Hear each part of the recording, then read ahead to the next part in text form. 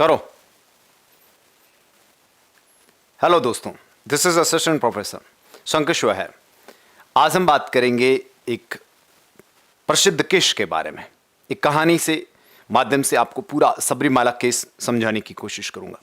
आप कई बार न्यूज़ में बहुत सारी जगहों पर सबरीमाला केस के बारे में सुनते हैं कि सबरीमाला एक मंदिर है और उसमें क्या क्या है, और उसके अंदर सुप्रीम कोर्ट में अभी कल 7 अप्रैल से लेकर के आपके पूरे अप्रैल महीने में सुप्रीम कोर्ट में 9 जज बैठ करके इसके ऊपर चर्चा करने वाले हैं।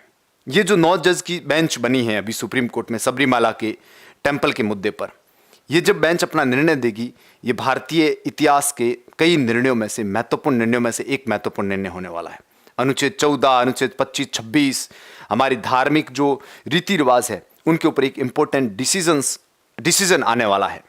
क्या है सबरीमाला मंदिर की पूरी कहानी, उसको आपको समझ लेने का आसान शब्दों में समझाने का प्रयास करूंगा। दोस्तों, सबरीमाला एक मंदिर है आपके केरल के अंदर। आपको फोटो में दिख रहा होगा, ये मंदिर है। इस सबरीमाला मंदिर के अंदर एक देवता बैठते हैं जिनको कहते हैं लॉर्ड अयप्पा। ऐसा माना जाता है कि लॉर्ड अयप्पा ब्रह्मचारी थे, और लॉर्ड अयप्पा ब्रह्मचारी थे तो लॉर्ड अयप्पा के मंदिर में 10 साल से 50 साल की महिलाओं को घुसने की मना होती है। मतलब वो महिलाएं जो 10 साल से लेकर 50 साल, यानी वो महिलाएं जिनकी मासिक धर्म आता है, जो मासिक धर्म से गुजरती है, उन महिलाओं को आपके उस मंदिर में एंट्री नहीं होती है। यानी सबरीमाला के मंदिर में जिसमें लॉर्ड अयप्पा भगवान बैठते हैं, जो कि ब्रह्मचारी थे, उनके मंदिर में पुरुषों की एंट्री है लेकिन महिलाओं की एंट्री नहीं है। इसलिए इस मुद्दे को केरल के हाई कोर्ट में 1990 के दशक में आपके केरल के हाई कोर्ट में चैलेंज किया गया कि महिलाओं को एंट्री दी जाए, यानी सबरीमाला मंदिर में महिलाओं को जाने दिया जाए।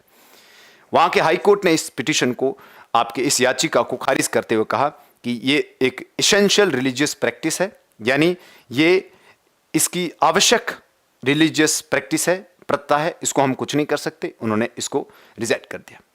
बाद में कुछ एक्टिविस्ट थे, आप जानते हैं एक्टिविस्ट ऐसे ही होते हैं, ठीक है, वो वहां से निकल करके 2006 में सुप्रीम कोर्ट में केस फाइल करते हैं और वो कहते हैं कि सबरीमाला मंदिर में महिलाओं को नहीं जाने देना अनुच्छेद 14 और अनुच्छेद 25 का उल्लंघन है। दोस्तों, अनुच्छेद 14 हमारे भारतीय संविधान में आपके राइट टू इक्वालिटी, समानता के अधिकार की बात करता है, जिसमें आप लिंग के आधार पर भेदभाव नहीं कर सकते, स्त्री पुरुष में भेदभाव नहीं कर सकते। ठीक वैसे ही अनुच्छेद 25 के तहत आपको राइट टू वर्शिप है, पूजा करने का अधिकार है। अगर एक पुरुष को पूजा करने का अधिकार है तो एक महिला को भी अधिकार है। सुप्रीम कोर्ट में चैलेंज किया गया कि सबरीमाला में महिलाओं को न जाने देना भेदभाव है और महिलाओं को अलाउ किया जाए। सुप्रीम कोर्ट ने वो केस अपने हाथ में लिया। कई सालों तक हियरिंग चली रही। शुरुआत में 3 जजों की बेंच बनी, बाद में बढ़ा करके 2018 में 5 जजेस की बेंच बनी।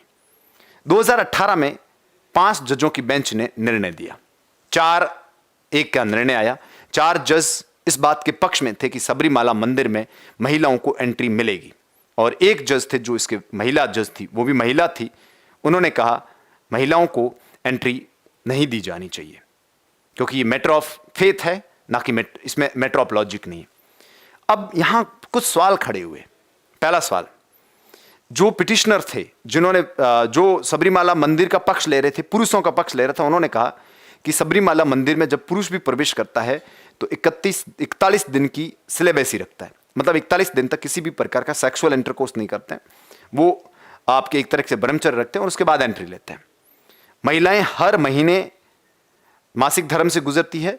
इस कारण लॉर्ड अयप्पा को ये पसंद नहीं है, इस कारण आपको वहां पर लॉर्ड अयप्पा हमारी परंपरा, इस कारण महिलाओं को वहां एंट्री नहीं दी जाए। पहली बात, सुप्रीम कोर्ट ने कहा ये पैट्रियार्की दिखाता। पैट्रियार्की मतलब पितृसत्तात्मकता दिखाता है कि एक पुरुष जा सकता है तो महिला क्यों नहीं जा सकती। नंबर 2, उस वक्त के चीफ जस्टिस DY चंद्रचूड़ ने कहा कि ये महिलाओं को मंदिर के अंदर नहीं जाने देना अनटचेबिलिटी, अस्पृश्यता है। आप जानते हैं दोस्तों, भारत में अनुच्छेद 17 के तहत अस्पृश्यता को समाप्त किया गया है, और अस्पृश्यता पहले जाति आधारित अस्पृश्यता देखी जाती थी। मतलब कोई भी अस्पृश्य है कि आपके जाति आधारित थे। जैसे हमारे समाज में ये भेदभाव पाया जाता है कि कुछ कास्ट हैं, कुछ जातियां जो प्योर है और कुछ जातियां वो पॉल्यूटेड है, मतलब कुछ जातियां शुद्ध है, कुछ जातियां अशुद्ध है, इस आधार पर। तो सुप्रीम कोर्ट ने कहा, सुप्रीम कोर्ट के मुख्य न्यायाधीश ने कहा कि महिलाओं को मंदिर में न घुसने देना एक प्रकार की अनटचेबिलिटी है। इन 5 जजेस में से एक जज थी, आपकी महिला जज थी। उन्होंने पुरुषों का पक्ष लिया। उन्होंने कहा कि रिलीजन जो है, धर्म जो है, it is the matter of faith, not the matter of logic. ये तर्क का मैटर नहीं है, ये फेथ का मैटर है। और ये लोग तय करेंगे या फिर रिलीजन तय करेगा, धर्म तय करेगा कि मैटर ऑफ फेथ में क्या होना चाहिए, धर्म में क्या होना चाहिए। मैं अगर धर्म कहता है कि महिलाओं की एंट्री नहीं होनी चाहिए तो उसमें नहीं होनी चाहिए। इसमें आप लॉजिक नहीं लगा सकते, जैसा एक महिला जज ने कहा। यहां पर जब कभी भी ऐसा केस कोर्ट के सामने जाता है तो कोर्ट एक चीज देखता है कि कोई भी धर्म है, उस धर्म में कोई प्रथा है, कोई रीति है। जैसे हमारे हिंदू धर्म में यह रीति है कि उस सबरीमाला मंदिर में महिलाएं नहीं जा सकती, खासकर वो महिलाएं जो मासिक धर्म में होती वो नहीं जा सकती। क्या ये सही है या गलत है? क्या ये वास्तव में अनुच्छेद 14 का अनुच्छेद 14 के समानता का उल्लंघन है या नहीं है? इसको तय करने के लिए सुप्रीम कोर्ट एक प्रिंसिपल को फॉलो करता है, उसको कहता है प्रिंसिपल ऑफ एसेंशियलिटी। मतलब किसी भी धर्म की ऐसी चीजें जो उस धर्म के लिए एसेंशियल है, मतलब बहुत आवश्यक है, उसके बगैर वो धर्म खत्म हो जाएगा, उसको सुप्रीम कोर्ट नहीं खत्म कर सकता। फॉर एग्जाम्पल मुस्लिमों के लिए दिन में 5 बार नमाज पढ़ना एसेंशियल है, आवश्यक है। कल को कोई आदमी उठे, एक्टिविस्ट उठे और जाके कहे कि 5 बार क्यों, 1 बार ही पढ़नी चाहिए, ऐसा आप आदेश दो कि इसमें 10 बार पढ़े, ऐसा आदेश तो 100 बार पढ़े या 1 बार ही पढ़े। ऐसा सुप्रीम कोर्ट कहता है ऐसा नहीं कर सकते। क्यों? It is the essential to Islam. नमाज पढ़ना 5 बार इस्लाम को एसेंशियल है, पर आप ये नमाज कहां पढ़ेंगे ये एसेंशियल नहीं है। फॉर एग्जाम्पल आप अगर घर पे नमाज पढ़ सकते हो कि मस्जिद में, तो मस्जिद इस्लाम के लिए एसेंशियल नहीं है, आवश्यक नहीं है। आप नमाज 5 बार पढ़ सकते हैं, ये जरूरी है, लेकिन घर में पढ़े, मस्जिद में पढ़े, ये आपके ऊपर है। इसका मतलब कोई भी निर्णय देते वक्त सुप्रीम कोर्ट ये देखता है कि क्या कोई भी प्रथा उस धर्म की मुख्य भाग तो नहीं है, उसको खत्म करने से कहीं वो धर्म तो खत्म नहीं हो जाएगा। तब ये देखा गया कि महिलाओं को सबरीमाला मंदिर में न जाने देना हिंदू धर्म का एसेंशियल भाग नहीं है, आपके मुख्य भाग नहीं है। इस कारण इसको हटाने से कोई परब नहीं होगा, इससे उल्टा आपके महिलाओं के साथ समानता स्थापित होगी। तो सुप्रीम कोर्ट ने अपने 4-1 के जजमेंट में कहा महिलाओं को सबरीमाला मंदिर में एंटर किया जाए, यानी 10 से 50 साल की महिलाएं भी पुरुषों की तरह सबरीमाला मंदिर में जा सकती है। ऐसा कैसा मामला इसमें ये जब ऐसा कहा तो केरल में बड़े स्तर पर प्रोटेस्ट हुए, विरोध हुए। उसके बाद में 3 महीने बाद आपके वापस सुप्रीम कोर्ट में एक रिव्यू पिटीशन लगी। रिव्यू पिटीशन का अर्थ हुआ सुप्रीम कोर्ट ने कहा कि आप अपने जजमेंट पे दोबारा विचार कीजिए कि एसेंशियल क्या है, धर्म को लेकर जरूरी क्या है, ये बताओ पहली चीज तो। और क्या आप जो जज हैं, न्यायाधीश हैं, क्या आप तय करोगे कि ये किसी धर्म के लिए एसेंशियल है, क्या एसेंशियल नहीं है? यह तय करने का काम धर्म का है कि आपका? इस चीज का जवाब दो। दूसरी चीज है कि आप ये कहते हो कि भाई अनुच्छेद 14 में समानता है, लेकिन अनुच्छेद 25 में आपके पूजा की स्वतंत्रता है, तो उसके बीच में क्या संबंध है, इसको डिफाइन करो। तो उस वक्त सुप्रीम कोर्ट ने आपके इसको कहा कि हम इस पिटीशन को, इस बात को 9 जजेस की बेंच को देते हैं। मतलब 9 जज बैठेंगे, वो तय करेंगे कि धर्म के प्रति क्या एसेंशियल है, या फिर जो आपकी पिटीशन है इसके ऊपर हम विचार करेंगे। तो अब 7 अप्रैल से 9 जज बैठे हैं, वो अब ये तय करने वाले हैं कि अब सबरीमाला में महिलाओं की एंट्री हो चुकी है, उसको नहीं देखा जा रहा। अब देखा जा रहा है कि धार्मिक मामलों में जजेस किस हद तक डिसीजन ले सकते हैं, इस चीज का क्या लिया जा रहा है, निर्णय लिया जा रहा है। अब मुद्दा इसमें यह है, कुछ सवाल हैं, कुछ इंपॉर्टेंट क्वेश्चंस खड़े किए गए इसके अंदर। इस मामले में यह कहा गया है कि सुप्रीम कोर्ट आप हमें इन सवालों के जवाब दो। पहला सवाल, अनुच्छेद 14 जो समानता की बात करता है, अनुच्छेद 25 और 26 जो रिलीजियस फ्रीडम की बात करता है, धार्मिक स्वतंत्रता की बात करता है, इसमें कौन ज्यादा प्रभावी है? क्या अनुच्छेद 25-26 जहां आते हैं वहां क्या अनुच्छेद 14 लागू नहीं होगा, या जहां अनुच्छेद 14 लागू होता है वहां पर 25-26 लागू नहीं होगा? क्योंकि अभी अगर इस मामले में हम देखें तो महिलाओं की एंट्री देना महिलाओं के लिए समानता स्थापित कर देता है, लेकिन उस भगवान का क्या जो ब्रह्मचारी था? लॉर्ड अयप्पा ब्रह्मचारी थे, और उसके मंदिर की शुद्धता बनाए रखना, या फिर वो रिलीजियस डिनोमिनेशन जो समुदाय, धार्मिक समुदाय जो चाहता है कि महिलाएं एंटर नहीं हो, उनके अधिकारों का क्या? तो अब सुप्रीम कोर्ट में सवाल पूछा गया है कि आप बताइए अनुच्छेद 25 और 26 में से 14 के साथ क्या संबंध है? नंबर 1 सवाल। नंबर 2, आप बताइए कि अनुच्छेद 25 के अंदर एक लिखा हुआ है कि कोई भी आप धार्मिक स्वतंत्रता आपको प्राप्त होती है, वो आपके किसके अधीन होती है? पब्लिक ऑर्डर, मोरालिटी और हेल्थ के अधीन होती है। मतलब स्वास्थ्य, लोक व्यवस्था और नैतिकता के अधीन होती है। सुप्रीम कोर्ट में पूछा गया कि इस नैतिकता का मतलब क्या है।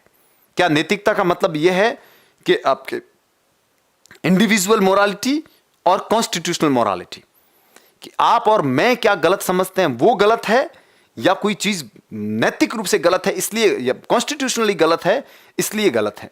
यह सुप्रीम कोर्ट में सवाल है।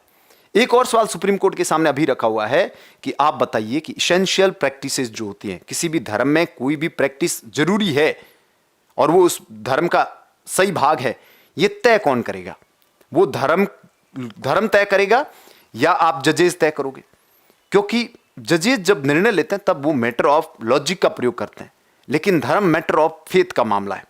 धर्म में तर्क नहीं देखा जाता, धर्म में यह देखा जाता है कि इसकी भावनाएं क्या हैं।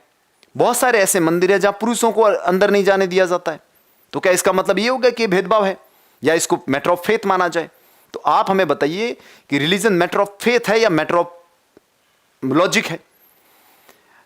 और भी सवाल पूछे गए उनसे कि आप हमें यह बताइए कि आपके इसेंशियलिटी क्या है, मतलब कौन सी चीजें जो है जो आपके किसी धर्म के लिए जरूरी है।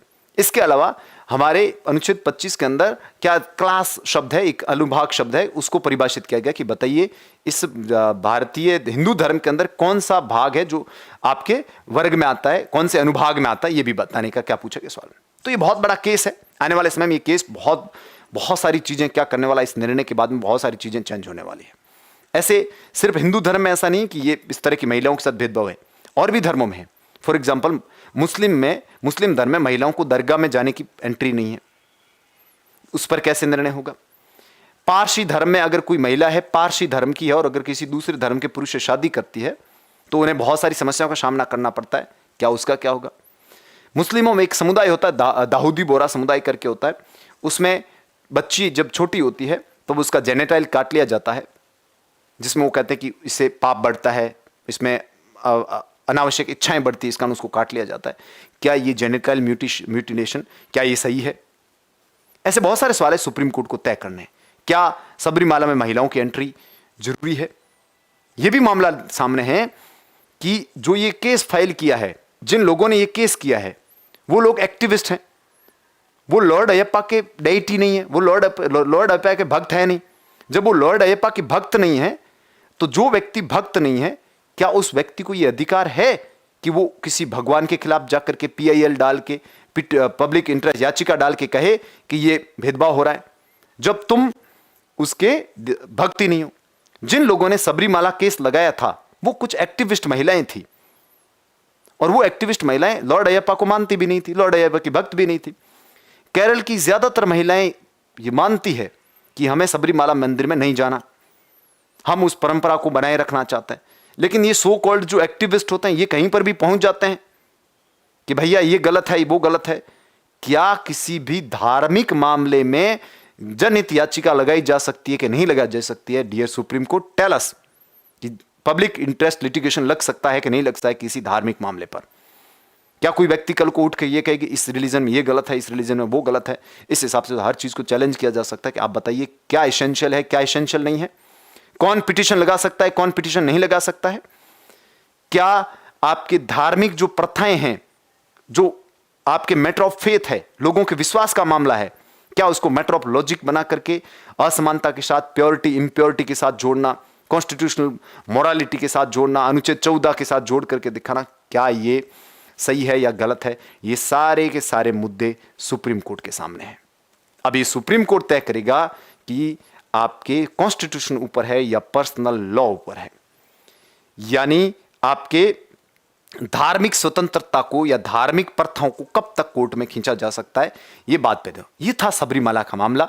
अब अगले 1 महीने तक आपके सुप्रीम कोर्ट में पूरी डिबेट चलेगी। आप अखबारों में जरूर पढ़िएगा, आपको समझ में आएगा कि इस मामले में कौन कौन से क्वेश्चंस उठाए गए। मुख्य रूप से क्वेश्चन ये उठाया गया है कि क्या रिलीजियस जो मैटर है उसको जजेस को हैंडल करना चाहिए कि नहीं करना चाहिए? क्योंकि न्यायाधीश मान लिया कानून का ज्ञाता है, न्यायाधीश के पास कानून की अच्छी नॉलेज है, अच्छा पढ़ा लिखा है, उसको हर चीज की, कॉन्स्टिट्यूशन की, संविधान की, लॉ की, सब की, क्या उसको रिलीजियस मैटर की इतनी समझ है जितनी किसी रिलीजियस धार्मिक व्यक्ति को होती है? क्या रिलीजियस मैटर्स को लॉजिक ऑफ फेथ से देखा जाना चाहिए या लॉजिक ऑफ आपके मैटर ऑफ फेथ से देखा जाना चाहिए, मैटर ऑफ लॉजिक से देखा जाना चाहिए, ये सारे क्वेश्चन है। आई होप आपको सबरीमाला का पूरा केस समझ में आया होगा। आप बताइए कमेंट सेक्शन में आपके अनुसार क्या सबरीमाला का मंदिर महिलाओं के लिए खुलना चाहिए कि नहीं खुलना चाहिए, क्योंकि कुछ महिलाएं आपके पुलिस प्रोटेक्शन में जब सबरीमाला मंदिर में एंटर हुई थी बहुत बड़े स्तर पर केरल में विरोध हुए थे।